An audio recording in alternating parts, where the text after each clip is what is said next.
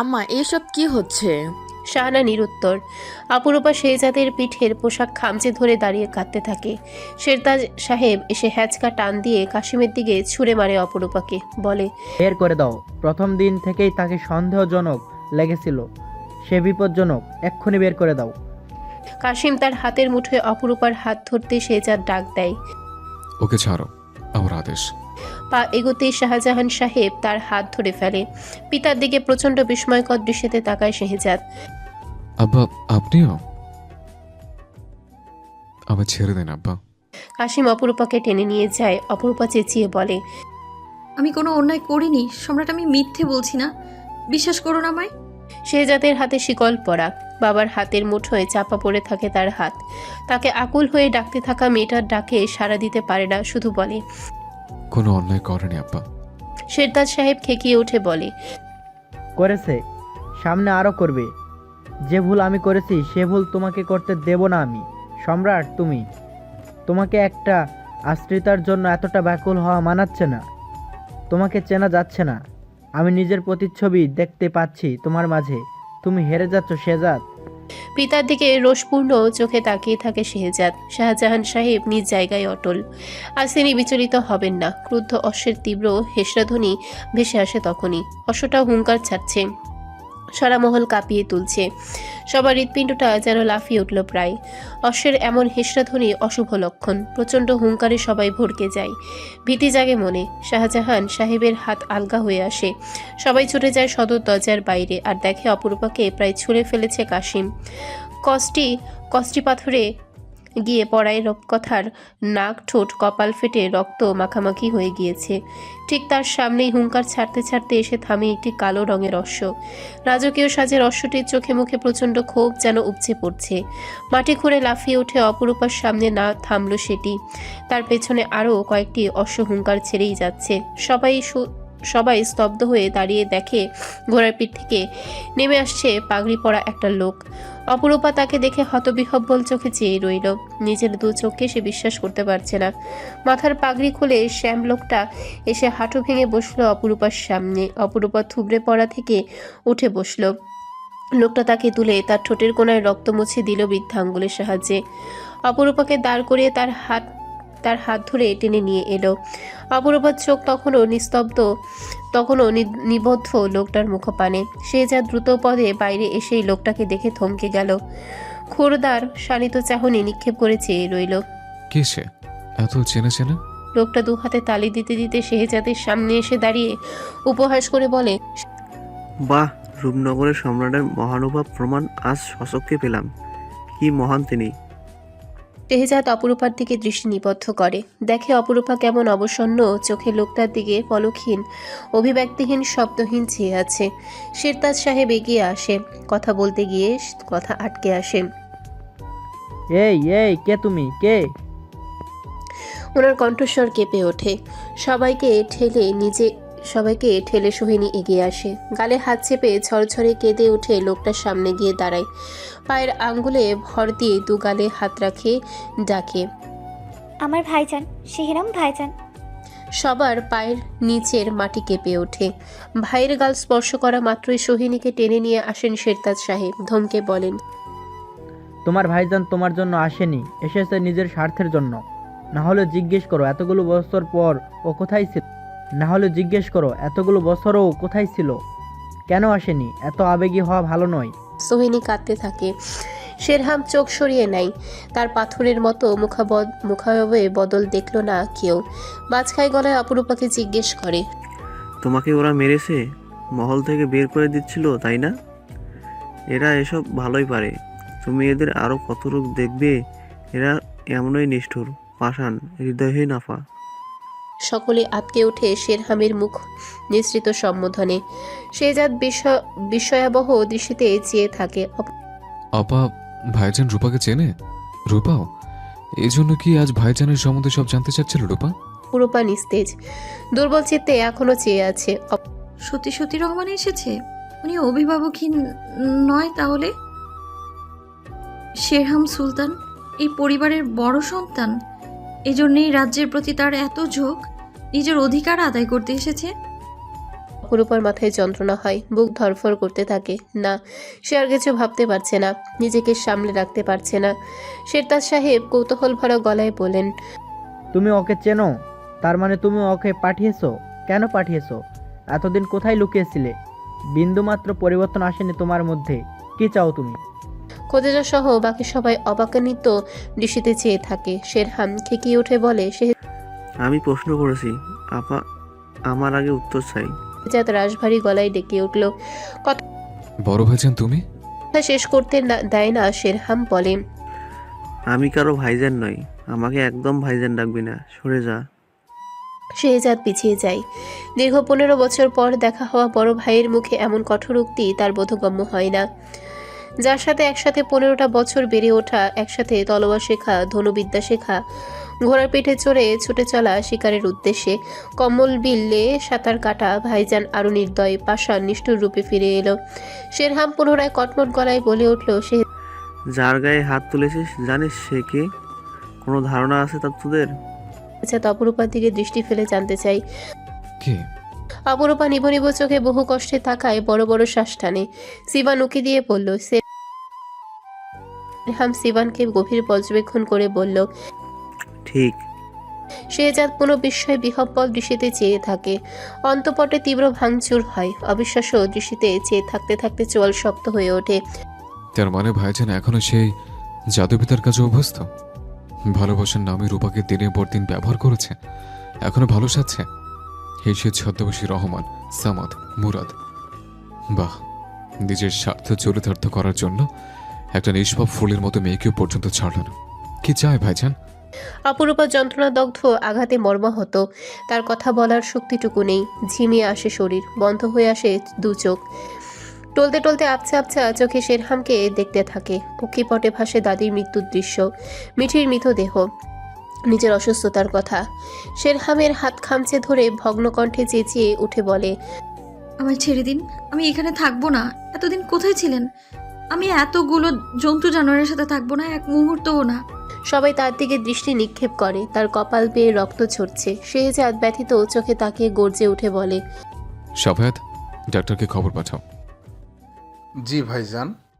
সাফায়াত চলে যায়। অপরূপা শেহজাদের দিকে দৃষ্টি নিক্ষেপ করে ঝরঝরে কেঁদে উঠে বলে, দরকার নেই, আপনি আমায় এই মহলে থাকতে বলবেন না। আপনি আদেশ দিন, কেউ আমাকে ঘাটের কাছে রেখে আসুক, আমি আমার বাড়ি চলে যাব। তার প্রস্থানের কথাই শেহজাদের হৃদকম্পন বেড়ে যায় অচিরাত। অজানা আশঙ্কার সুনামি উত্তাল ওঠে। শেরহাম অপরূপার হাত শক্ত করে ধরে কুপিত স্বরে বলে, কোথাও যাবে না তুমি, এখানেই থাকবে। এটা তোমারও মহল, তুমি আমার ভাবি বেগম, এই মহলে তোমার অধিকার আছে আফা। অপরূপা উচ্চবাক্য করার পর আর শক্তি খুঁজে পায় না। রক্তলাল চোখে চেয়ে থাকতে থাকতে নির্জীব হয়ে আসে। টলতে থাকে, মাথা চেপে ধরে, টলতে টলতে অচৈতন্য বরণ করে নেয়। শেরহাম ওকে পাজা কোলে কোলে তুলে নেয়। হুঙ্কার ছেড়ে বলে, পথ ছাড়ো সবাই। কোলে পথ থেকে সরে দাঁড়ায়। মহলে প্রবেশ করে সে। তার কোলে অপরূপার সুস্থির দেহ। সোহিনী তাকে নিয়ে যায় নির্দিষ্ট কক্ষের দিকে। শেরহাম সোহিনীকে অনুসরণ করে পা বাড়ায়। কক্ষে প্রবেশ করে অপরূপাকে চৌকিতে শায়িত করিয়ে দেয়। গালের পাশে আলতো চাপড় দিতে দিতে ডাকে, আপা চোখ খুলো। সাইরা সোহিনী তাকে বাতাস করতে থাকে। ডাক্তার এসে বাইরে দাঁড়িয়ে থাকে।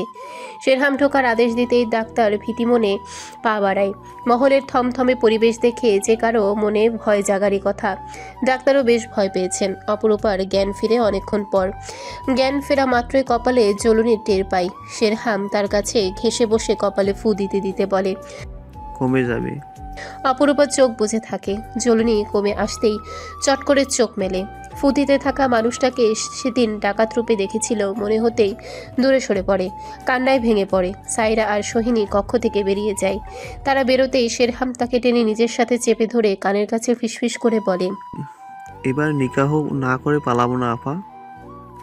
অপরূপার বেড়ে ওঠা নখের পুরোটা তখন তার গলায় বেঁধে গিয়েছে। তীব্র জ্বলনি অনুভব হতেই সে অপরূপাকে ছেড়ে দেয়, বলে, কি হয়েছে, এত রাগ দেখাচ্ছ কেন? আমার অনেক কথা বলার আছে তোমাকে। দূরে যান। সে যায় না, বরং অপরূপার গালের এক পাশ হাত দিয়ে আগলে ধরে সে বলে, ওরা আমার মাকে মেরেছে, তোমাকে মহল থেকে বের করে দিয়েছে, সব সব সম্পত্তি থেকে আমাকে বঞ্চিত করেছে, আমার কাছ থেকে সব কেড়ে নিয়েছে। কাকে দিয়েছে জানো? এই পালিত পুত্রকে। অপরূপা রক্ষী কঠোর হতে বিস্ময় স্ফুরিত হয়। পালিত পুত্র? শেহজাদ। ওর সাথে এই বংশের কারো কোনো সম্পর্ক নেই, তারপরও সব পেয়েছে ও। আমি ওদের রক্ত হয়েও কিছু পাইনি। ও আমার কাছ থেকে সব কিছু কেড়ে নিয়েছে। এই রাজ্যটা আমার, সম্রাট হওয়ার কথা আমার, অথচ সিংহাসনে কে বসে আছে দেখো। আমি জানতাম না উনি পালিত পুত্র। তুমি না, স্বয়ং সম্রাটও নিজে জানে না তার সাথে এই মহলের কারো রক্তের সম্পর্ক নেই। ও তোমার গায়ে হাত তুলছিল। অপরূপা শব্দহীন চেয়ে থাকে, দুপাশে মাথা নাড়ায় বলে। অপরূপা না, উনি ভালো মানুষ। মুখোশ পড়ে থাকে ভালো মানুষের। গর্জে ওঠে। মুখোশ তো আপনি পড়েছিলেন। শেরহাম ওর কথায় হকচকিত হয়ে তাকায়। আপনি ডাকাত সর্দার। আপনি আমাকে কোকেনের নেশা করিয়েছেন। আপনি আমার দাদিজানের মৃত্যুর কারণ। আপনি ওই নিষ্পাপ খরগোশটারও মৃত্যুর কারণ। আমাকে নেশাগ্রস্ত করিয়ে আপনার কি লাভ হলো? কি পেয়েছেন আপনি? কলার ধরে ঝাঁকায় অপরূপা। শেরহাম ওর গাল আঁকড়ে ধরে বলে। শান্ত হও, তোমাকে সব বলবো। অপরূপা তার হাত সরিয়ে দেয়, বলে। ছবেন না আমায় একদম। আমি সত্যি করে বলছি, আপনি ছুলে আমায়, আমি নিজেকে তলোয়ার দিয়ে আঘাত করব। শেরহাম ভীত হয় না। একজন পাষাণ হৃদয়হীন ডাকাত সর্দার এমন ছোটখাটো ধমকে ভয় পায় না, বরং সে শক্ত করে নিজের সাথে অপরূপাকে চেপে ধরে বলে। নিজের ভালো চাও তো আমার কথা শোনো আপা। ওরা তোমাকে বের করে দিলে আমি ছাড়া তোমার গতি কি? অপরূপার হাত শিথিল হয়ে আসে। শেরহাম ওকে ছেড়ে দেয়। অবিশ্বাস্য দৃষ্টিতে ওর মুখপানে চেয়ে থাকে অপরূপা। আমার দুর্বলতাকে তাই কাজে লাগাচ্ছেন? মোটেও না। আমার সাথে থাকতে হলে তোমাকে আমার হয়ে কাজ করতে হবে।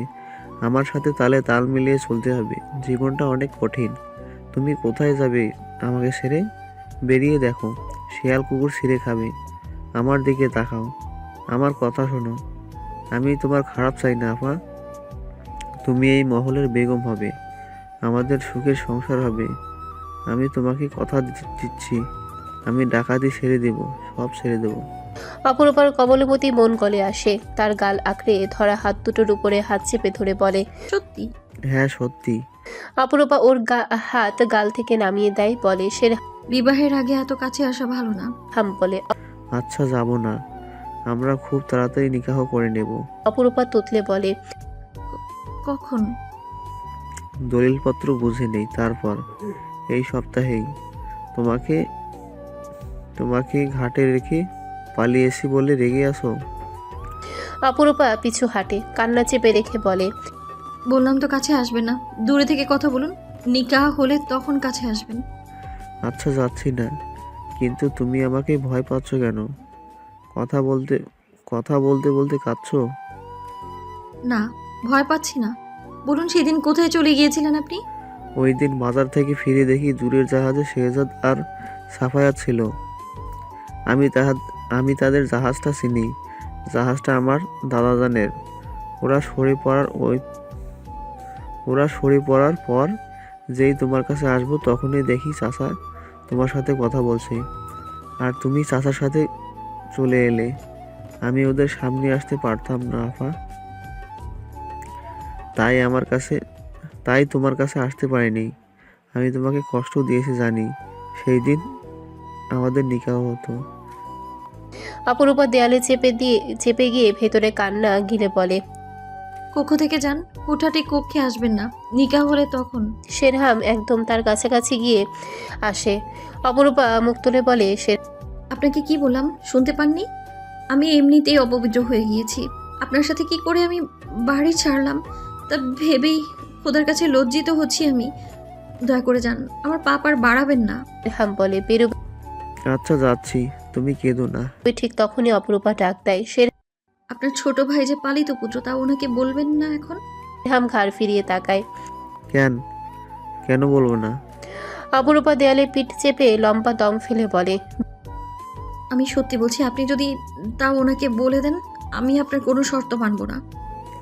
ঠিক আছে, কিন্তু একসময় বলবো। বেরিয়ে যায় সে। অপরূপা দেয়াল ঘেঁষে বসে পড়ে, কাঁদতে থাকে, মাথার কাপড় টেনে ধরে বিলাপ করে বলে। আমার পথ দেখান আল্লাহ, আমি পালাতে চাই এই মহল থেকে। রাতের খাবার দাবার কারো খাওয়া হয়নি। সকাল সকাল সবাই জেগে উঠেছে। ভোরের আলো তখনও ফোটেনি। বোনদের কক্ষ হতে ভেসে আসা কোরআন তেলাওয়াতের শব্দে পা থমকে যায় শেহজাদের। সেই ঘরের সামনে দাঁড়িয়ে পর্দা সরিয়ে উকি দেয়। তটনি ঘাড় ঘুরিয়ে তাকায়। তেলাওয়াত শেষ করে কোরআন শরীফের নির্দিষ্ট স্থানে সসম্মানে রেখে দিয়ে এগিয়ে এলো। শেহজাদের হাতের মুঠোয় চাদর রাখা, মাথার চুল এলোমেলো হয়ে আছে। পাণ্ডুর ফ্যাকাশে রক্তশূন্য মুখখানা দেখে তটনির মায়া হলো। খানিকটা ভীত মনে জানতে চাইল, মামিমা কাঁদছিল তোমাকে ফিরতে না দেখে। রাত্রে কিছু খাইছো নি? মসজিদে ছিলাম, শিরনি খেয়েছে। মহলের কি অবস্থা? কার কথা জানতে চেয়েছে তটনির বুঝতে অসুবিধে হলো না। রাত্রে খেয়ে দিয়ে ঘুমিয়েছে। তার লোকজন? তারা খায়নি। সাফায়াত ভাইজান বলল ঘোড়া শাল থেকে 3টে ঘোড়া নিয়ে তারা পালিয়েছে। এরম ভাইজানরে বললে উনি বলেছে তারা পুনরায় ফিরে আসলে তাদের উগ্র মেজাজের অশ্বগুলি ঘোড়া শালে 2টো ঘোড়াকে আহার করেছে। শেহজাদের মুখে কোনো প্রতিক্রিয়া নেই। তটনির পেছন থেকে সায়রা ছুটে এলো। শেহজাদকে দেখে তার মন খারাপে কান্না এলো। ভাইজান, আপনি আম্মাকে দেখা দিয়ে আসুন। কেন ওনার ওপর রেগে আছেন? উনি আপনাকে নিয়ে আতঙ্কে থাকে, তাই রূপার সাথে অমন ব্যবহার করে ফেলেছে। আমি কারো উপর রেগে নেই। তাহলে কেন মসজিদে রাত কাটিয়ে এলেন? আপনার অপেক্ষায় জেগেছিলাম মধ্যরাত অবধি। আপনি আমাদের শক্তি, মহলের ভিত তো আপনি।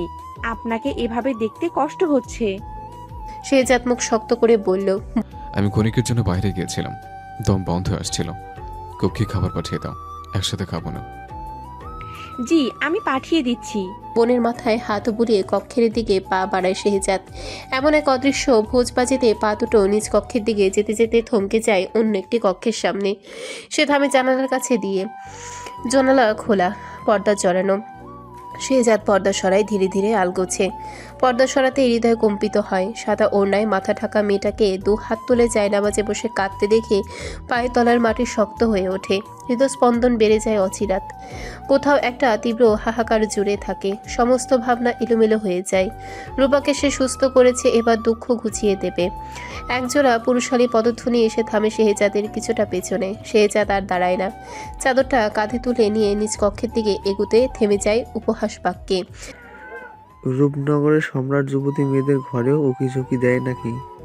শেহজাদ ঘাড় ফিরিয়ে তাকায়। শেরহাম তার মুখোমুখি এসে দাঁড়ায়। শান্ত দৃষ্টিতে তাকিয়ে থাকতে থাকতে ক্রূর হাসে শেহজাদ। শেরহামের কাজ চাপড়ে দিয়ে বলে, শুধু হুকুচুকি কেন, কোকেনও রাখি সাথে। জাদুবিদ্যাও ভালোই পারে। শেহজাদ প্রচণ্ড আক্রোশে ফেটে পড়ে গর্জে ওঠে শেরহাম। চট করে দরজা খুলে অপরূপা। দুজনকে দেখে অতি আশ্চর্য দৃষ্টিতে তাকিয়ে থাকে। শেহজাদ এক ঝলক তার বদনখানি দেখে হাতের চাদরটা কাঁধে তুলে নিগড় ভঙ্গিতে হেঁটে চলে যায়। শেরহাম অপরূপার দিকে তাকিয়ে বলে, দরজা জানালা অযথা খোলা রাখবে না আফা। অপরূপা তার মুখের উপরে ধপাস করে দরজা বন্ধ করে দিয়ে বলে, বেশ। গতকালকের ঘটনার নিমিত্তে মহলে হইচই নেই। মহারবে মেতে থাকা মহলের প্রতিটি কোণায় বিষণ্ণতা, মন খারাপের গল্প লুকানো। ছড়িয়ে ছিটিয়ে আছে আতঙ্ক। সে পদধ্বনির শব্দ যেদিকে যাচ্ছে সেদিকে শঙ্কা ছড়িয়ে পড়ছে যেন। অপরূপা কক্ষের ভেতর নিজেকে বদ্ধ করে রেখেছিল সকাল থেকে। একবারও বেরোয়নি। এক একটা মুহূর্ত যাচ্ছে চিন্তায়, উৎকণ্ঠায়। জানে না কি হবে এরপর। ভাগ্যের পরিহাসে আজ সে রূপনগরের সুলতান মহলের বড় সন্তান শেরহাম সুলতানের ভাবি বেগম। এটা আসলে কতটুকু আনন্দের অপরূপার বোধগম্য হলো না। সুখ নামক শব্দটির উপর হতে তার বিশ্বাস কবেই উঠে গেছে। তাকে স্বপ্ন দেখানো পুরুষটাকে সে দুঃস্বপ্ন ভেবে ভুলে যাওয়ার আপ্রাণ চেষ্টা করে যাচ্ছে এখন। কিন্তু বেলা শেষে তার ঠিকানা শেরহাম সুলতানের কাছে। শেরহাম সুলতান সবার কাছে আতঙ্কের হলেও তার কাছে নয়।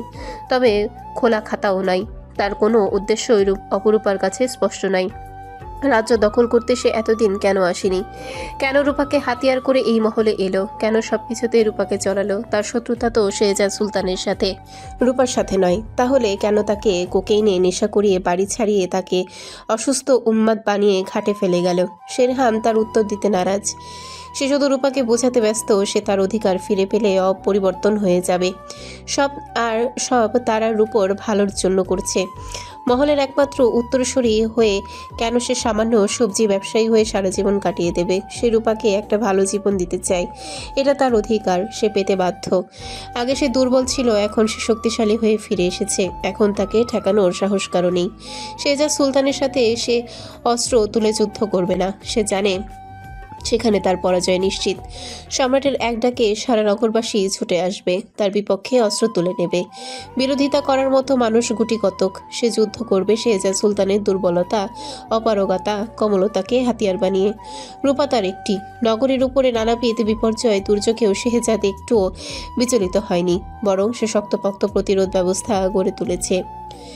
শেরহাম একের পর এক নিকৃষ্টতর পন্থা অবলম্বন করেও শেহজাদকে বিন্দুমাত্র টলাতে পারেনি। অযোগ্য প্রমাণ করতে পারেনি শেহজাদকে, বরং দৃঢ়চেতা দূরদর্শী সম্রাট নগরের আসন্ন বিপর্যয় সম্পর্কে যথেষ্ট সচেতন থাকত। বিধায় পূর্ব পরিকল্পনার ছক তার সাজানো থাকত। তাই উল্টো দিক থেকে কেউ কোনো আঘাত হানলে সে সহজেই রুখে দাঁড়াতে পেরেছে। কোমলপ্রাণ নীতিবাদী হলেও নিচে দায়িত্ব কর্তব্যে সে অটল, কঠোর, প্রয়োজনে নির্মম। নইলে সেই ভাঙাচোরা কুলসিত কুসংস্কারে বেড়া জালে অন্ধকারাচ্ছন্ন অভিশপ্ত নগরে কোনোদিন রৌদ্রময় ঝলমলে দিনমণির দেখা মিলত না। যে সময় চাঁদের জ্যোৎস্না বিচ্ছুরিত কুয়াশা জড়ানো ধোঁয়া দেখেও নগরবাসী ভয়ে কাঁপছিল তরতরিয়ে, রাতের অন্ধকারে মৃত্যু ভয়ে বিভোর থাকত সকালে। ভোরের আলো মৃত্যুপথ হতে অক্কা দিত। ঠিক সে সময় সেই অন্ধকারের উৎস হতে তীব্র আলো ঝলকানি দিয়ে জ্বলে উঠল এক জলজলে নক্ষত্রের মতো অশ্বারোহী। টকবগে ঘোড়ার লাগাম আর অপর হাতে মশাল নিয়ে আলোর শিখা হয়ে অভিভূত হলো এক টকবগে যুবক। সকলের দুঃখ, দুর্দশা, দুরবস্থা, দুর্ভোগ তার কোমল মনে গভীর ছাপ ফেলল। সুকৌশলে নিজ প্রচেষ্টায় নিজের শৈল্পিক গুণ আর নিজের বুদ্ধিমত্তাকে কাজে লাগিয়ে নগরকে সে নিজের রূপ ফিরিয়ে দিল। ঢাক ঢোল পিটিয়ে মরণাপন্ন সম্রাট সলিমুল্লাহ ঘোষণা করলেন, দাদাজানের প্রিয় তলোয়ারে দু হাত তুলে শেহজাদ সেদিন দাদাজানকে কথা দিয়েছিল, পণ করেছিল, সে বেঁচে থাকতে নগরে আর কোনো দুর্দিন আসতে দেবে না। আজ 7 বছর ধরে নগরবাসী তার কথার প্রমাণ দেখেছে, সে সত্যিই দুর্দিন দেখতে দেয়নি, কিন্তু এখন দুর্দিন এসেছে। যার পতনের কারণে রূপনগর একটু শান্তির মুখ দেখেছে, ঠিক তারই পুত্র মাতার মৃত্যুর প্রতিশোধ নিতে ফিরে এসেছে। সূর্যের আলোকচ্ছটা এসে দেয়ালে পর্দা দিয়ে ঢেকে দেয়া তৈলচিত্রের ওপর হতে পর্দা সরিয়ে ফেলতেই শেহজাদের সামনে উদ্ভাসিত হলো এক সুঠামদেহী বীরবলের ছবি। দাদাজান, তার শক্তি, তার আদর্শ।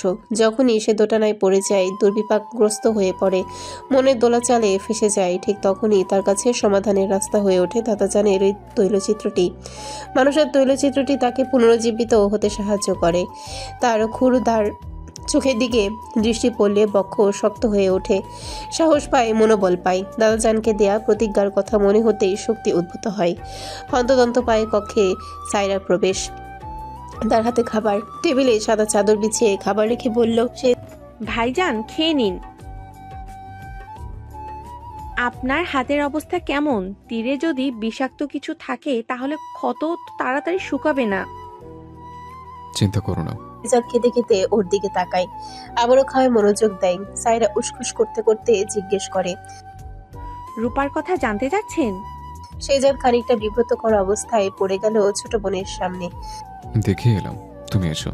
সায়রা মাথা এলিয়ে বের হয়ে যেতেই পথে সোহিনীর সাথে দেখা মিলল। সোহিনী বলল, শেহজাদ ভাইজান কি ওনার কক্ষে খাচ্ছেন?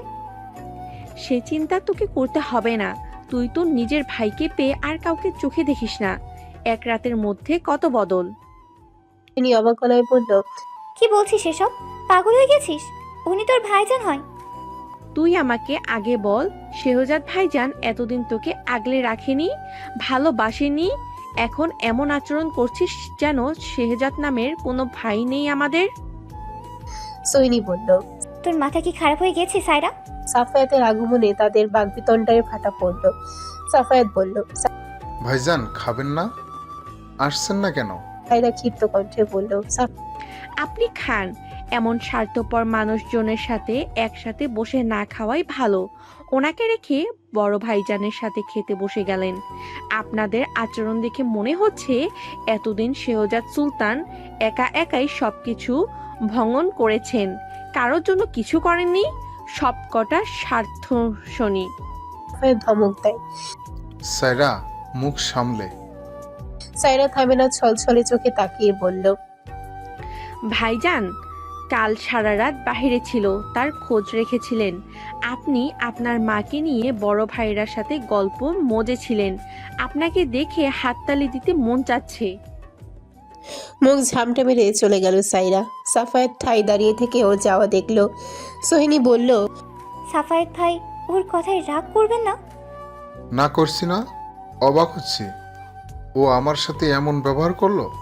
সোহিনী জানে সাফায়াত সাইরাকে ভালোবাসে, তাই ওর ব্যবহারে কষ্ট পেয়েছে। সে সান্ত্বনা দিয়ে বলল, ওর মাথা খারাপ হয়ে গেছে, মন খারাপ করবেন না, খেতে চলুন। না, খাওয়া হয়ে গেছে। সাফায়াত চলে গেল। সোহিনী দ্বিধাগ্রস্তের মতো চেয়ে রইল। অপরূপা রসোই ঘরে আসতেই সকলের মুখ বন্ধ হয়ে গেল। সবাই তাকে বিপক্ষীয় দল হিসেবে দেখছে। আলোচনা তাকে নিয়েই হচ্ছিল। ছদ্মবেশী, ডাকিনী, কুহুকিনী সব রকমের অপবাদ তার গায়ে মাখিয়ে দেওয়ার আপ্রাণ চেষ্টায় রত সবাই। শাশুড়ির মতন সবাইকে চুষে খাবে, এমন কথাও কানে এলো। কথাটা বলছে মতি বানু। ওরা এতদিন অপরূপাকে চোখে হারাতো, এখন অপরূপা তাদের চক্ষুশূল। শেরহামের আম্মা কেমন ছিল? মনের মধ্যে প্রশ্ন ঘুরপাক খায়। অপরূপা চুপচাপ বাসনকোসনগুলো রাখতেই সাইরা বলল, ভাবি, বেগম, আপনার হবু স্বামীকে কোনো আলাদা খাবারের আবদার থাকলে জানিয়ে দিন। অপরূপা তার দিকে ফিরে চাইল অবাক দৃষ্টিতে। সম্বোধনও পাল্টে গেল। তারা কি জানে সে কতটা কষ্টে আছে, কতটা দোটানায় আছে? এমন একজনও কি নেই যে তাকে বুঝবে? ওনার কাছ থেকে জেনে নিও। তা পারি অবশ্যই। আর হ্যাঁ, মোবারকবাদ। অপরূপা ওর দিকে পুনরায় তাকালো। আগামী শুক্রবার আপনাদের বিবাহ, তাই জানালাম।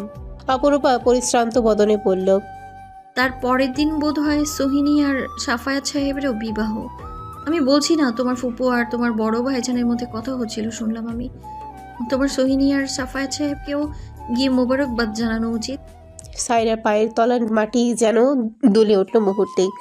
কম্পিত হৃদয়ে কান্না গিলে কক্ষ থেকে বের হয়ে নিজ কক্ষে গিয়ে দরজা বন্ধ করে বসে থাকলো স্তব্ধ হয়ে। চোখের জল গড়াতে লাগলো নীরবে।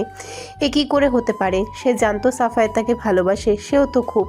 দক্ষিণ কক্ষ দুটি হতে পোড়া ছাই পরিষ্কার করা হয়েছে। লোক নিয়োগ করেছে শেরহাম।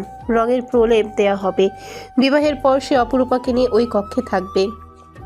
অপরূপার মনে হাজারো প্রশ্ন। ওই কক্ষ পোড়া কেন? কিভাবে আগুন লেগেছিল? এমন হাজারো প্রশ্ন নিয়ে এগোতেই কুমুদিনীর মুখোমুখি হলো। কুমুদিনী বলল,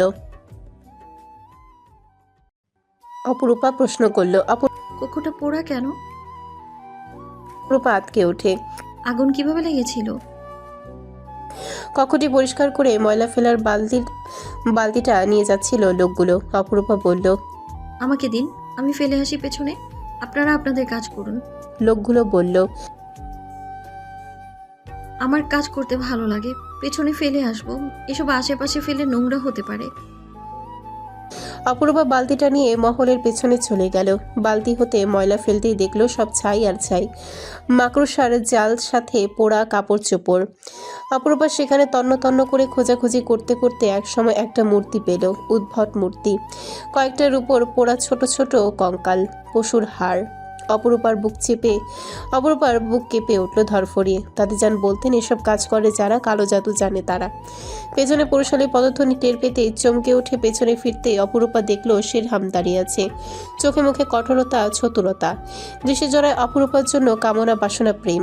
অপরূপা ওকে দেখে বাকহীন দাঁড়িয়ে পড়ে হাতের জিনিসগুলো বাড়িয়ে অশ্রুজল চোখে চেয়ে বলে, আপনার মা শয়তানের পূজা করতো? কালো জাদু? আপনি কি আমার উপরেও কালো জাদু করেছেন? এজন্যই আমি আপনার বশবর্তী ছিলাম। আপনি নিজেও এইসব জানেন। এই জন্যে সবাই আপনাকে তেজ্যপুত্র করেছে, তাড়িয়ে দিয়েছে। বলুন, উত্তর দিন। চেঁচিয়ে ওঠে সে। শেরহামের সে ওর মুখ চেপে ধরে বলল, হ্যাঁ হ্যাঁ, তাই। শব্দ করবে না একদম। আমি সব ছেড়ে দেব বলছি না, একদম সব ছেড়ে দেব, প্রতিজ্ঞা করছি আপা। আমি আপনার ভাইকে বলে দেব যে আপনি ডাকাত দলের সর্দার। আপনি জাদুবিদ্যার মাধ্যমে সব রক্ষীকেও অজ্ঞান করে নগরে প্রবেশ করেছিলেন। সবটা বলে দেব আমি। শেরহাম ওর হাত দুটো পেছনে নিয়ে গিয়ে চেপে ধরে শক্ত করে, দাঁতে দাঁত চাপিয়ে বলে, তোমার উপর জাদু প্রয়োগ করতে বাধ্য করো না। এমন অবাধ্য হয়েছিল বলে জাদু প্রয়োগ করতে হয়েছিল। তুমি আমাকে ভালোবাসো, তাই আমি যাই করি না কেন তুমি আমার পক্ষে থাকবে। তুমি যদি আমার অবাধ্য হও তাহলে আমি আবারও প্রয়োগ করতে বাধ্য হব, এমনকি এই মহলের সবার উপর। আমি চাচ্ছি না আমি চাচ্ছি না সবাই আবার বশবর্তী হয়ে থাকুক। আমি চাই সবাই সজ্ঞানে আমাকে সম্রাট মেনে নিক। অপরূপা ওর হাত সরিয়ে দেয় মুখের উপর থেকে, দূরে সরিয়ে দিতে দিতে বলে, আপনাকে ভালোবেসে পাপিষ্ঠ আমি, নষ্ট আমি। আমি দোজকে আছি মনে হচ্ছে আমার এই মুহূর্তে। আপনার লোভ সম্রাটের আসন, আমায় কেন ব্যবহার করছেন আপনি? আমার লোভ তোমার প্রতি, তোমাকেও চাই আমার। বলতে বলতে ঝট করে কোলে তুলে নেয় সে। অপরূপার কমল পেলব সিক্ত ভেজা ঠোঁট দুটোতে চোখ আটকে গেল। ঝুঁকে ঠোঁটের উপরে শক্তপোক্ত চুমু খেতে যাবে, ঠিক তখনই অপরূপা হাত দিয়ে মুখ চেপে ধরে মুখ ঘুরিয়ে নিয়ে হু হু করে কেঁদে উঠে বলল। তাহলে এই নরক যন্ত্রণার চাইতে মৃত্যু দিন আমায়। শেরহাম হু হু করে হেসে বলল। আগে তোমার ঠোঁটে কত চুমু খেয়েছি জানো তুমি? অপরূপা ধস্তাধস্তি করতে করতে বলল, সব মিথ্যা, মিথ্যা কলঙ্ক, মিথ্যা অপবাদ, মিথ্যা ভালোবাসা। আমি অতটা বেহুশ ছিলাম না। যাও, মিথ্যে মানলাম। শুক্রবার আসার বাকি আর মাত্র 2 দিন। সেদিন তুমি পুরোটা আমার। কাল থেকে আয়োজন শুরু হবে। মহলের সদর কক্ষে পা রাখতেই আসনে উকিল সাহেবের সাথে শেরহামকে শাহজাহান সাহেব আর শেরতাজ সাহেবের সাথে বসা দেখল শেহজাদ। শাহজাহান সাহেব চোখ নামিয়ে নিলেন। শেহজাদ শেরহামের সামনে আসনে বসল। উকিল সাহেব সব দলিলপত্রাদি দেখিয়ে বলল। শেহজাদ কাগজপত্রগুলো নিয়ে চোখ বুলিয়ে বলল, আমাদের কাগজপত্র ডাকাতি হয়েছে, নতুন কাগজপত্র এখনো আসেনি। এসব কাগজপত্র সঠিক নয়, আর এই মহলের মধ্যে কোনো ভাগ হবে না। এই মহলের অধিকার তার যে সম্রাটের আসনে বসে আছে। সুতরাং এই মহল ততদিন অবধি থাকবে যতদিন আমি থাকব। শেরহাম বলল, আর আমার ভাগ কোথায়? মগের মুল্লুক পেয়েছিস? এখানে কি আমি একা থাকছি? সম্রাট বলে সব আমি একাই গলৎকরণ করছি? সবে থাকবে এখানে, এটা আমি ভাঙতে দেব না। শেরহাম বলল, এই মহলের ভাগ চাই আমার, প্রয়োজনে ভাঙবো। তারপরে সমান সমান ভাগ চাই আমার। আমার স্ত্রী সন্তান নিয়ে তোদের সাথে থাকবো না। ওর কথা শেষ হতে পারল না। আচম্বিত সব কাগজপত্র একে একে ছিঁড়ে ফেলল শেহজাদ। অগ্নিমূর্তি ধারণ করে বাজখাই গলায় বলল, আমি এই মহলে একটা আচারও পড়তে দেব না। শেরহাম এসে ওর কলার যেই চেপে ধরল, কাশিম আর কামিল বন্দুক ঠেকিয়ে ঘিরে ধরল শেরহামকে। শেরহামের লোকজনও ফের ছুটে এসে কাশিম আর কামিলের মাথায় বন্দুক ধরল। হইচই পড়ে গেল। সিভান চেঁচিয়ে উঠে বলল। সবাই ছুটতে ছুটতে এলো। সায়রা সোহিনী ছুটে এসে কান্না জুড়ে দিল। সিভান ভয়ে কাঁপতে কাঁপতে মায়ের কাছে মুখ লুকালো। শাহজাহান সাহেব ব্যগ্র কণ্ঠে অনুরোধ করে বলল। শেহজাদ সাহেব অগ্নিময় গলায় বললেন, শেরহাম ও তোমার ছোট ভাই, ছাড়ো ওর কলার। শেরহাম ছেড়ে দিল, শাসিয়ে বলল। তোর সম্রাটগিরি ঘুষিয়ে দেব আমি। শেহজাদ রুদ্রমূর্তি ধারণ করে বলল, রহমান, একবার সামাদ, আরেকবার মুরাদ। অন্তত তোমার মতো বহুরূপে আমি নই, মেয়েদের ব্যবহার করি না। শেরহাম পুনরায় ওর কলার চেপে ধরে ঘুষি বসাবে, তখনই সাফায়া ছুটে এসে ওর হাত ধরে ফেলল। একজন রক্ষী মহলে প্রবেশ করে বলল। উপস্থিত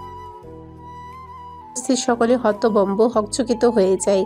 অতি বিস্ময়ে শব্দহীন বাঘ বিভূতিহীন দাঁড়িয়ে থাকে সকলে। শেরহাম ধমকে বলল। এই যা এখান থেকে। রক্ষীটি দমল না, চেঁচিয়ে বলল। শেরহাম নিজেকে সামলে নেয়, উত্তেজনা দমিয়ে রাখে। ভুল করা চলবে না, সব হাতের নাগালে চলে যাবে। সবাই দ্বিগুণ চমকে গিয়ে সে বলে উঠল। তো কি হয়েছে? 100 বার ডাকাতি করব। ডাকাতি না করলে খাবো কি? আমি সম্রাট সলিমুল্লাহর নাতি হয়ে ভিক্ষে করে খাবো? এরাই আমাকে ডাকাতি হতে বাধ্য করেছে। শেহজাদ বলল। বাহ, এখন টাকা তো আর কত নিচে নেওয়া বাকি আছে ভাইজান? দাঁত কিরমিরিয়ে শেরহাম ওর দিকে পুনরায় তেড়ে যেতেই সাফায়েত এসে ওকে টেনে ধরে, বলে। কি করছেন? মাথা খারাপ হয়ে গেছে? শেরহাম মহল কাঁপিয়ে চিৎকার করে বলে ওঠে। আমি ডাকাত হয়েছি সব থেকেও। তুই সম্রাট হয়েছিস ভিখারি ছেলে হয়ে। তোর লজ্জা হওয়া উচিত। তোর কারণে আমি ডাকাত হয়েছি। তোকে শেষ করে তবেই আমার শান্তি। বিদ্যুৎ স্পৃষ্টের আগুন লাভা কেলি করে যায় সদর কক্ষটিতে। নিস্তব্ধতায় ডুব দেয় সকলের উত্তেজিত মস্তিষ্ক।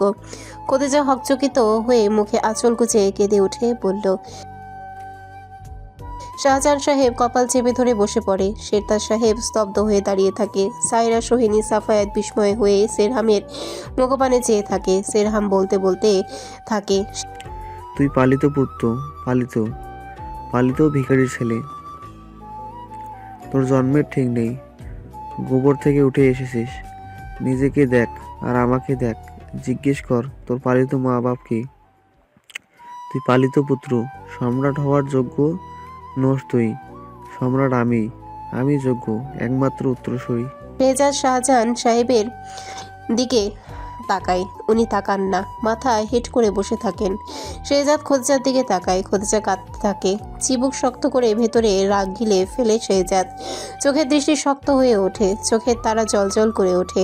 খোদেজার দিকে নয়ননীর সমেত জ্বলন্ত চোখা দৃষ্টি নিক্ষেপ করে রোষাবিষ্ট হয়ে অভিমানী স্বরে ডাকে, আম্মা। খোদেজা সশব্দে কেঁদে ওঠে। শেহজাদের পায়ের নিচে ভিতরটা হৃদয়ের মতো ভেঙে ঝুরঝুর করে ঝরে পড়ে। দ্বিতল চত্বরে দাঁড়িয়ে অপরূপা দেখে এক বিশাল মন ভাঙার দৃশ্য। ঘটনাটির পর শেহজাদ মহল ছেড়ে বেরিয়ে যায়। কারো কথা শুনি না, বারণ মানে না। অম্বরের বুকে যেমন ঘোর অমানিসা, ঠিক তেমন মহলের ভেতরেও। অন্ধর মহলে খোদেজার তীব্র আহাজারিতে সকলের হৃদয় ভার। আপনি আমার আম্মা নন, তাহলে আমার আম্মাকে? প্রশ্নটা তার মায়ের মনকে তীব্র আঘাত করেছে। যার মুখের দিকে তাকালেই তার জীবনের সকল অপূর্ণতা, দুঃখ, পুরনো ব্যথা ঘুচে যেত, আজ তার প্রশ্ন মায়ের হৃদয়ে ঝড় তুলে দিয়েছে। খোদেজার বুকের ভেতরটা ব্যথায় খিচিয়ে ধরে আছে। বড় বড় শ্বাস ফেলতে ফেলতে সে কেঁদে যাচ্ছে। শাহজাহান সাহেব পা ফেলে ফেলে অন্ধর মহলে খোদেজাকে দেখে গেলেন। দূরে দাঁড়িয়ে দেখলেন, লম্বা দীর্ঘশ্বাস ফেলে চলে গেলেন। হামিদা, সাইরা, শাহানা, তটিনী সবাই মিলে খোদেজাকে শান্ত করার চেষ্টা করছে, কিন্তু সে শান্ত হচ্ছে না, নিজেকে শান্ত করতে পারছে না। তার 3টা বাচ্চা গর্ভে মারা গেল, আর 3টে কোলের বাচ্চা 4 মাস, 6 মাস, 7 মাস বয়সে। একটা বাচ্চাও বাঁচাতে পারেনি। খোদেজা তখন সন্তান শোকে অর্ধমৃত, পাগল প্রায়। খায় না, ঘুমায় না, কথা বলে না, থেকে থেকে কাঁদতে থাকে। ঠিক সেই সময় সারা মহল আলোকিত করে শেহজাদের আগমন ঘটল। তাকে নিয়ে এলেন সম্রাট সলিমুল্লাহ। হৃষ্টপুষ্ট শরীরের একটা তুলতুলে শিশুকে হাত পা নেড়ে কাঁদতে দেখে খোদেজা বিচলিত হয়ে ওঠে। ড্যাব ড্যাব করে তাকায়, শীর্ণ মুখে হাসে, কাঁপা কাঁপা হাতে শিশুটির হাত ছুঁই, গাল ছয়, কোলে নাই। এক লহমায় তার সমস্ত কষ্ট ধুয়ে মুছে যায় এই বাচ্চাটির ছোঁয়ায়। খোদেজা তাকে আদর করে হাউমাউ করে কাঁদে, বুকের সাথে চেপে ধরে রাখে। পরম মমতায় সেই শিশুকে মায়ের ভালোবাসায় মুড়িয়ে রেখে একটু একটু করে বড় করে তোলে। শেহজাদের সাথে এই মহলের কারোরই মিল নেই, চেহারা একেবারেই নয়। গুণে সে অনন্য বৈশিষ্ট্য সম্পন্ন। খুবই অল্প বয়স থেকে বুদ্ধিমত্তার পরিচয় দিতে থাকে সে। 6 বছর বয়স থেকে সে সম্রাট সলিমুল্লাহর সাথে মজলিসে বসত। দেশ দেশান্তর হতে আগত বিদ্বান ব্যক্তিবর্গরা আশ্চর্য হতেন এক অল্প বয়সী সুদর্শন বালককে সুন্দর করে মজলিসে ফয়সালা দিতে সাহায্য করছে দাদাজানকে। তারই উত্তম গুণাবলীতে মুগ্ধ হয়ে পার্শ্ববর্তী গ্রাম প্রধান তাকে সুবর্ণখচিত বাহুবন্ধনী উপহার দেয়। এছাড়া নানান উপহার সামগ্রী আর সম্মাননা পায় সে। তাকে দেখে খোদেজার বুক গর্বে ফুলে ওঠে। শেহজাদ যখন আম্মা আম্মা বলে ডেকে সারা হতো, খোদেজার মনে হতো সে সবচাইতে সুখী একটা মানুষ। তার একটা রূপকথার রাজপুত্তর আছে। সে রাজপুত্তর একটু একটু করে পরিণত হলো রাজপুরুষে। আজ সে শুধুই মায়ের গর্ব নয়, আজ সে পুরো রূপনগরের গর্ব। যে অন্ধকারে খোদেজা তাকে বড় করেছে, পরম যত্নে আগলে রেখে সে অন্ধকার আজ আবারও খোদেজার সব শান্তি বিনষ্ট করে দিয়েছে। আড়ালে দাঁড়িয়ে খোদেজার আহাজারিয়ে দেখে অপরূপার খারাপ লাগলো। মায়ের আদর ভালোবাসা বুঝি এমন হয়? গর্ভের সন্তান না হয়েও উনি কতটা ভালোবাসে, আর তার মা তাকে রেখে চলে গিয়েছিল। জন্ম দিলেই মা হওয়া যায় না। একজন আদর্শ মা হওয়া অনেক সংগ্রামের। পেছন থেকে শক্তপোক্ত একটা হাত তার মুখ চেপে ধরল, হঠাৎ নিয়ে গেল সেখান থেকে। কক্ষে নিয়ে গিয়ে শেরহাম তার মুখ ছেড়ে দিতে অপরূপা অগ্নিময় দৃষ্টি নিক্ষেপ করে তাকে দূরে সরিয়ে দিয়ে বলল, আপনার হয়েছে এটা কি চান আপনি? দূরে যান। গেলাম। ওখানে কি করছিলে? ওদের নাটক দেখছিলে? তোমার হাসি খুশি থাকা দরকার। পরশু আমাদের নিকাহ। অপরূপা আঙ্গুল তুলে বলল, আপনাকে আমি নিকাহ করব না, কিছুতেই না। আপনি আমার কথা রাখেননি, আমিও রাখবো না। গলায় তলোয়ার ধরলেও আমি আপনাকে নিকাহ করব না। শেরহাম কটমটে গলায় তেড়ে এসে বলল, ও পালিত পুত্র, সেটা বলেছি। ভুল কি বলেছি? আমি কি মিথ্যে বলেছি কিছু? আমাকে রাগাবে না আফা। অপরূপা চেঁচিয়ে বলল, আপনার রাগে আমার কিছুই যায় আসে না। আপনার মতো মানুষের সাথে জীবন কাটানো সম্ভব না আমার পক্ষে। এর চাইতে মরে যাওয়া ভালো। শেরহাম ওর দুবাহু দেয়ালে চেপে ধরে বলল, আমিও দেখব কি করে নিকাহ না করো তুমি। করতেই হবে। অপরূপা সিক্ত নয়নে তাকিয়ে বলল, আপনি আমায় জোর করবেন? হ্যাঁ, জোর করব। আমার রাজত্ব চাই, রানী চাই, এই মহল চাই। নইলে সব ধ্বংস করে দিব। তুমি আমার অবাধ্য হবে না আফা। আপনি এত নিকৃষ্ট। আমি মানুষ চিন্তা এত ভুল কি করে করলাম? আপনার কি এই মহলের কারো দুঃখে কষ্ট হয় না? নিজের ভাইকে কি করে এত কষ্ট দিলেন আপনি? একজন মায়ের কাছে সন্তানকে দূর করে দিলেন আপনি। আপনার ভালো হবে না একটু? সবার অভিশাপে শেষ হয়ে যাবেন আপনি। এই চুপ, একদম চুপ। অপরূপার হাত আরো জোরে মুচড়ে ধরল সে। অপরূপা তার হাত কামড়ে বসালো জোরে। শেরহাম ব্যথা পেয়ে ওর হাত ছেড়ে দিয়ে শক্তপোক্ত চর বসাতে অপরূপা ছিটকে পড়ল। আর্তনাদ করে উঠে অপরূপা পুনরায় ফিরে চাইল। কেঁদে উঠে বলল, আপনার পাপ আমি ধ্বংস করে দেবো, আপনাকেও করব। আর বরদাস্ত করব না আমি এসব। শেরহাম তেড়ে গিয়ে ওর গলা চেপে ধরে সর্বশক্তি প্রয়োগ করে। অপরূপার চোখ উল্টে আসে, নিঃশ্বাস বন্ধ হয়ে আসে, সারা শরীর তরপাতে থাকে। শেরহাম শেষ মুহূর্তে এসে ছেড়ে দেয়। অপরূপা কাশতে থাকে, কাশতে কাশতে চোখ লাল হয়ে আসে, নিঃশ্বাস ওঠানামা করতে থাকে। শেরহাম দাঁতে দাঁত চেপে বলল, পরশু নিকাহ পড়ানো হবে, না হলে চড়াতে চড়াতে গাল লাল করে দেব। শুধু একবার যদি ওর কথা বলো, কষ্ট দিয়ে মারবো, তোমাকেও মারবো, বাকিদেরকেও মারবো। অপরূপার চোখ বেয়ে নীরবে জল গড়ায়, কথা বলতে পারে না সে। কাঁদতে কাঁদতে অনেকক্ষণ হাঁপায় বলে, 100 বার বলবো, উনি সম্রাটের যোগ্য, উনি যোগ্য নেতা। আপনি ওনার নখেরও যোগ্য নন। আপনার দাদাজান ঠিক মানুষের হাতেই রাজত্ব তুলে দিয়েছেন। আপা, গায়ে হাত তুলতে বাধ্য করো না। বাকি রেখেছেন কোথায়? আমি অর্ধমৃত হয়ে গেছি আপনার এই রূপ দেখে। এমন কঠোর মানবকে আমি ভালোবাসিনি। আমি যাকে কঠোর নির্মম ভেবেছিলাম, এই মহলে এসে উনিই সুপুরুষ। আপনি একজন ডাকাত, অভিশপ্ত সন্তান। আপনি নিষ্ঠুর ভাই, অযোগ্য রাজা। আপনাকে আমি ঘেন্না করি। আপনি ঠকিয়েছেন আমায়, ছলনা করে ফাঁদে ফেলেছেন। আপনি কেন এমন করলেন? শেরহাম মাথা ঠান্ডা করে ওর সামনে এসে বসে, গালে 2 হাত আঁকড়ে ধরে বলে, আফা, আমার দিকে তাকাও। আমি তোমার সাথে কোনো ছলনা করিনি, না তোমাকে ঠকিয়েছি। আমি তোমাকে ভালোবাসি, আর তুমি আমাকে। তোমাকে এসব কিছু নিয়ে ভাবতে হবে না, না শেহজাদ, না এই মহলের কোনো কিছু নিয়ে ভাববে না তুমি। তুমি যা চাইবে আমি তোমাকে তা দেব। তুমি শুধু আমাকে নিয়ে ভাববে। আমি আমি আমার অধিকার ফিরে পাওয়ার জন্য এত কিছু করেছি, তাহলে কিছু করতাম না। অপরূপা ওর হাত সরিয়ে দিয়ে বলে, আমার কথার নড়চড় হবে না। আপনাকে ভালোবাসি না আমি। মরে গেছে সেসব ভালোবাসা। যে কুফরি কাজে লিপ্ত, তাকে আমি ভালোবাসি না। শেরহাম ওর মুখের দুপাশে আঙ্গুল দিয়ে চেপে ধরে তুলে বলল, তুমি কাকে ভালোবাসো এখন আবার বলো না। ওই শেহজাদের মতো কাউকে তোমার ভালোবাসা উচিত ছিল। অপরূপা ওর হাত সরিয়ে দিয়ে বলে, ছি, মুখে কিছু আটকায় না? কিছু আটকাবে কেন? যেভাবে গান গাইছো তার মানে হচ্ছে লাশ বানিয়ে ফেলবে, বলে রাখলাম। শেষের কথাটা ধমকে বলে শেরহাম। অপরূপা মেঝেতে থুতু ছিটিয়ে বলল, আপনি ভালোবাসা শব্দটাকে অপবিত্র করে ফেলেছেন। আপনি ভাবলেন কি করে আমি আপনার নোংরা কাজে আপনাকে সায় দিব? শেরহাম রাগ সামলাতে না পেরে বলল, আরে তোমার সাথে এত কথা বা কেন বলছি আমি? কে তুমি? কি যায় আসে তোমার সাথে ধমকাধমকিতে? আমার একটা সন্তান চাই, নয়তো তোমাকে কি করা দরকার? আমার উত্তরসূরি প্রয়োজন, ব্যাস, তারপর তোমার মুক্তি। অবশ্য সন্তান রেখে তুমি যাবে বা কোথায়? তোমাকে থেকে যেতে হবে আমার সাথে থেকে যেতে হবে। এখানে সন্তান রেখে কোনো মা পালাতে পারে বুঝি? আচ্ছা যাও, তুমি যদি চাও তাহলে আমি তোমার ভালোবাসার মানুষের কাছে পাঠিয়ে দেব, কোনো সমস্যা নেই। টাকা বিলিয়ে দিলে বউ হতে অনেকেই রাজি হবে। তোমাকে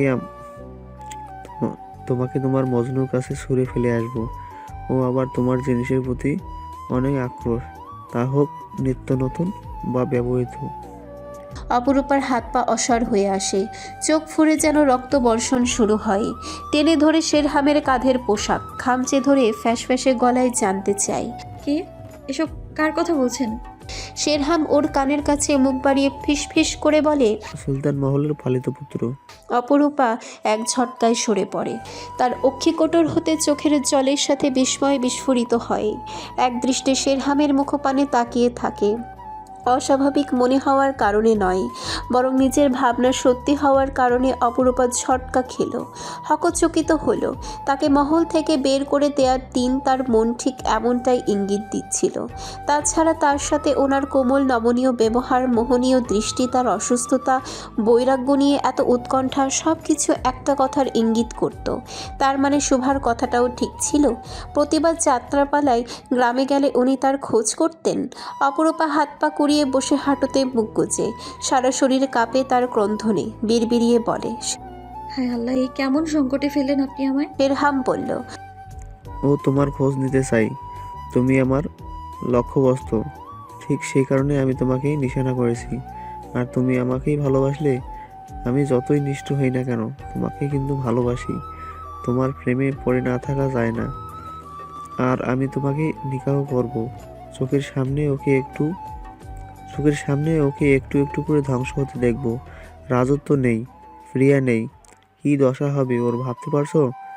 আমার এমনিতেই এমন একজনকে দরকার ছিল যে আমার সন্তানের মা হবে। পেয়েও গেলাম, এক ঢিলে দুই পাখি মারলাম। অপরূপা মাথা তুলে তাকায়। ওনাকে ভাঙার জন্য আমাকে হাতিয়ার হিসেবে ব্যবহার করছেন? শেরহাম মেজাজ সামনে রেখে বলে। তুমি তো ওকে ভালোবাসো না, তাহলে অযথা প্রশ্ন করছো কেন? তুমি আমাকে ভালোবাসো, অস্বীকার করতে পারবে ভালোবাসো না? আমাদের সংসার হবে, সন্তানই হবে, ভালো থাকবে তুমি। আমি তোমার পরম ওর প্রাণবধূকে মেরেছো ছলনা করার জন্য। তুমিও যদি এমন করো, তোমাকেও মেরে ফেলবো আমি, তাই সাবধান। অপরূপা মনে মনে বিড়বিড়িয়ে বলল। বাঁচার চাইতে আপনার মতো মানুষের সাথে ছলনা করে মরা ভালো। সাথে সাথেই গুলির আওয়াজ আসে সবার কানে। সারা মহলের সকলেই আতকে ওঠে। অপরূপা দাঁড়িয়ে পড়ে, দরজার দিকে ছুটে যায় কৌতূহল বশত। শেরহাম ওর হাত টেনে ধরে ওর মুখের দুপাশে জটলা পাকানো কোকড়া চুলগুলো কানের পেছনে গুজে দিতে দিতে বলে। তুমি এখন থেকে এই কক্ষে বন্দি থাকবে। বেশি বাড়াবাড়ি করলে সব ধ্বংস করে দেব। তোমার কারণেই মহলে আগুন জ্বলবে। অপরূপা ওর সাথে ধস্তাধস্তি করে নিজেকে ছাড়িয়ে নেওয়ার চেষ্টা করে বলে। না না। সাফায়াত অন্দর মহলে পা রাখতেই সবাই তার উপরে ঝাঁপিয়ে পড়ল শেহজাদের খোঁজ নিতে। খোদেজা দাঁড়িয়ে পড়ে কান্না আটকে বলে। শেহজাদ কোথায়? এখনো ফিরেনি? কোথায় গিয়েছে? সাফায়াত শুকনো মুখে জবাব দিল। বাগান প্রাঙ্গণে বসে আছেন, ওনাকে কেউ বিরক্ত করবেন না। খোদেজা কান্নার হিচকি তুলে বলল। আমি যেতে পারবো না। না, পারবেন না। উনি একা থাকতে চাচ্ছেন, একা থাকতে দিন। খোদেজা কেঁদে উঠে পুনরায়। সাইরা সান্ত্বনা দিয়ে বলল। আম্মা কাঁদবেন না, ভাইজান কখনো অতটা কঠোর হবে না যে আপনাকে ছেড়ে যাবে। আপনার পুত্র আপনারই আছে, ভাইজান আপনাকে অনেক ভালোবাসেন। আপনি জানেন ভাইজানের রাগ অভিমান বেশি, তাও কেন কষ্ট পাচ্ছেন? খোদেজা মাথা নাড়ে। সবাইকে কি করে বোঝাবে তিনি রূপা মেয়েটিকে দূরে সরিয়ে রেখে ছেলের মনে কষ্ট দিয়েছে। তিনি এখন কি করবেন? এই সময় শেহজাদের পাশে রূপা মেয়েটাকে জরুরি ছিল, যে ভালোবেসে ভরসা জোগাবে, যাকে পাশে দেখে শেহজাদ শক্তি পাবে। কিন্তু তা কখনোই সম্ভব নয়। শেরহাম ওর মনের কথা জানতে পারলে আরও নিষ্ঠুর হয়ে উঠবে। খোদেজা হু হু করে কেঁদে ওঠে। বিকট শব্দে গুলি বর্ষণ হয় হঠাৎ। শুধু একটা গুলির আওয়াজ সারা মহল কাঁপিয়ে তুলে যেন। বাগান প্রাঙ্গণ থেকে আওয়াজটা এসেছে। সকলেই ভয়ে কেঁপে উঠল। খোদেজা কান্না থামিয়ে বলল। আমার শেহজাদ। সাইরা সাফায়াতের কাছে হাতের বাহু ঝাঁকিয়ে বলল। গুলির আওয়াজ কোত্থেকে এলো? সাফায়াত হতচকিত দৃষ্টিতে তাকিয়ে আমতা আমতা স্বরে বলে। আমি দেখছি কিছু হয়নি। সাফায়াত ছুটে, তার পেছন পেছন সাইরা তটিনীরা সবাই ছুটে যায়। নিচু ছোটোখাটো সাদা চাদরে ঢাকা টেবিলের চারপাশে ঘেরোয়া কেদারার একটা কেদারায় শেহজাদ গা ছেড়ে বসা। কেদারাটি দুলছে, হাতে মস্ত বড় বন্দুকটি হাত খসে পড়ে যাওয়ার মতো অবস্থা। শাহজাহান সাহেব শেরতাজ সাহেবের পেছনে সাফায়াত এগিয়ে এসে দাঁড়ায়। সাফায়াতকে সরিয়ে সাইরা শেহজাদের কাছে ছুটে সামনে গিয়ে বসে, বন্দুকটা নিয়ে ছুঁড়ে ফেলে বহু কষ্টে। শেহজাদের মুখ ধরে হু হু করে কেঁদে ওঠে ডাকে। ভাইজান। শেহজাদ ঝট করে ওর রক্তাভ চোখ দুটো মেলে। সাইরা কাঁদতে খাকে উড়োতে মাথা রেখে পা দুটো আঁকড়ে ধরে কাঁদে। শেহজাদ ওর মাথায় হাত রেখে বলে। কাশেম ছুড়েছে গুলি, ভেতরে যাও। সাইরা মাথা তুলে বলে। আপনি এখন বলবেন না তুমি আমার বোন নও? আমাকে ভাইজান ডেকো না। আপনি কবে থেকে রক্তের সম্পর্ক নিয়ে এত ভাবতে শুরু করেছেন? সারা নগরের মানুষ আপনার মুখ চেয়ে থাকে। ওদের সাথে কি আপনার রক্তের সম্পর্ক আছে? তাহলে ওরা কি আপনাকে ভালোবাসে না? আপনি কি বাসেন না? শেহজাদ বলল। তুমি ছোট, সাফায়াতের সাথে ঝামেলা মিটিয়ে নাও। ওর সাথে ম্যাচেস দেখিয়ে কথা বলেছ, ভেতরে যাও। সাইরা সাফায়াতের দিকে তাকিয়ে কান্না থামিয়ে বলে। তা অবশ্যই করব। আপনি দেখুন সবাই চলে এসেছে। শেহজাদ দাঁড়িয়ে পড়ে, জলদ গম্ভীর স্বরে বলে। আমার কি একটু একা থাকার মরদ নেই? খোদেজা পেছনে এসে দাঁড়ায় বলে। আমার সাথে কথা বলো শেহজাদ। শেহজাদ সরে গিয়ে বলে। আপনার সাথে আমার কোনো কথা নেই, আমাকে একা থাকতে দিন। শাহজাহান সাহেব বললেন। শেহজাদ ওনার দিকে তীক্ষ্ণ দৃষ্টিতে তাকিয়ে বলে। আচ্ছা, তাহলে উত্তর দিন, কেন এতদিন আমার কাছ থেকে সত্যিটা লুকোলেন? কোন উদ্দেশ্য ছিল আপনাদের? কেন ভাইজানের মুখে আমাকে শুনতে হলো? আমি মহলের কেউ নই? উত্তর আছে আপনাদের কাছে? আছে? ওর ধমকের সুরে কেঁপে উঠল সবাই।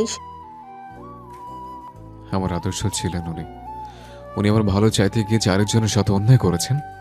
এদিকে আমি তো শত্রু হয়ে যাইনি। শেহজাদ লম্বা পা ফেলে এগিয়ে এসে বলে। আপনার বিবেক কি বলছে? বিবেককে প্রশ্ন করুন আপনি। শেরহাম সুলতানের জায়গা থাকলে কি করতেন? কেন উনি প্রতিহিংসা চলবেন না? কেন আমাকে শত্রু ভাববেন না? আমি কোনো সাথে অন্যায় করিনি। একজন পালিত পুত্র হয়ে যদি আমি সম্রাটের আসনে বসে থাকি, উনি উত্তরসূরি হয়ে কেন ত্যায্য পুত্র হবেন? কেন বঞ্চিত হবেন? আমি সবাইকে উত্তম ফয়সালা দিয়ে থাকি। আর আমি যদি অন্যায় করে থাকি, তাহলে আদর্শ হলাম কি করে? শেরতাজ সাহেব বলেন। কি চাইছো তুমি? ওর হাতে তুলে দেবে সব? হ্যাঁ, দেব। উনি সুযোগ চাইছেন, সুযোগ দেব। আমার পদমর্যাদা চাই না, আমার চাই শান্তি। ও তোমাকে শাস্তি দেবে বলে মনে হয়? শান্তি এখনো পাচ্ছি কোথায়? আমার শান্তির দরকার। এই মহলে শান্তি নেই। কোনো অপরাধ না করে আমি শান্তি পাচ্ছি রোজ। এই মহলে আমি থাকবো না। ওর চলে যাওয়ার জন্য পা বাড়াতেই খোদেজা পথ আটকিয়ে বলে। পুত্র, তোমার মুখ চেয়ে সবাই বাঁচার শক্তি পায়। তুমি আনন্দে থাকলে সবাই আনন্দিত, তুমি কষ্টে থাকলে সকলেই কষ্টে থাকে। তুমি এই মহলের প্রাণ, তুমি মহল ছেড়ে কোথায় যাবে? আমাদের সবাইকে এভাবে শাস্তি দিও না। খোদেজা ওর মুখ ধরে কেঁদে বলে। আমায় আম্মা ডাকলে না একবারও? আমি তোমায় পেটে ধরিনি বলে কি মা হতে পারিনি? তোমার কি কখনো মনে হয়েছিল আমি তোমার পালিত মা, নারী কাটা ধন্যা? তুমি আমার হৃৎপিণ্ড, তুমি তোমার আব্বাকে জিজ্ঞেস করো আমি কার মুখ ছেয়ে বেঁচে উঠেছি। জিজ্ঞেস করো কত ঝড় তুফান সামনে তোমাকে আগলে রেখেছি। খোদেজা তার গালের দুপাশে হাত চেপে ধরে মুখ টেনে এনে বলে। তাহলে একবার আম্মা ডাকো, মনে হচ্ছে কতদিন শুনি না সেই ডাক। একবার ডাকো, একবার। শেহজাদ পিছিয়ে গিয়ে হাতের বাহুতে বুক মুছে বলে। হেঁটে অতিথি ঘরের দিকে চলে যায় সে। খোদেজা কান্নায় ভেঙে পড়ে। শাহজাহান সাহেব এসে ধরেন, বলেন। ও তো আমার কথা বিশ্বাস করলো না। ও আমার কি, ওকে একটু বুঝিয়ে বলো। এসে মাকে বলে। আম্মা, ভাইজান রাগের মাথায় কি না কি বলেছে। কেন আপনি এমন করছেন? খোদেজা কাঁদতে কাঁদতে বলল। হায় আল্লাহ, ওর কষ্টগুলো আমাকে দিন। নাচনেওয়ালিরা এসে হাজির মহল প্রাঙ্গণে। শেরহাম তাদের এনেছে। মহলের কেউ তাদের নিকাহ উপলক্ষে খুশি নয়, তাই 2 দিন ধরে তারা গান বাজনা করবে, হই হুল্লোড়ে মাতিয়ে রাখবে। দলে দলে গান বাজনার লোক আর নাচনেওয়ালিরা এসে ভরে গেল।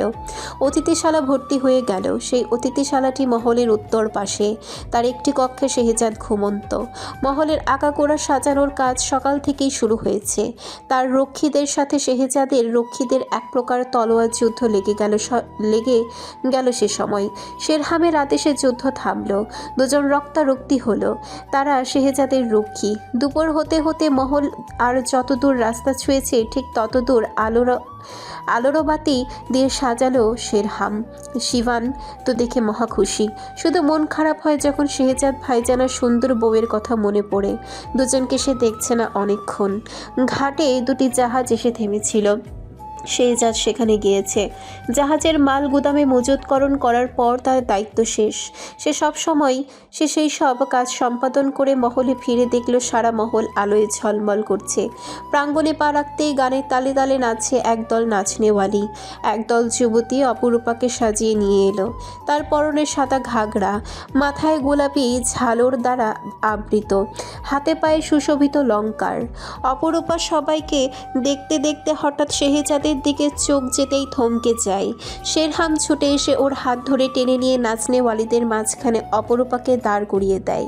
অপরূপা ফের শেহজাদের দিকে তাকায়। এখন তার ভরসা এই মানুষটা।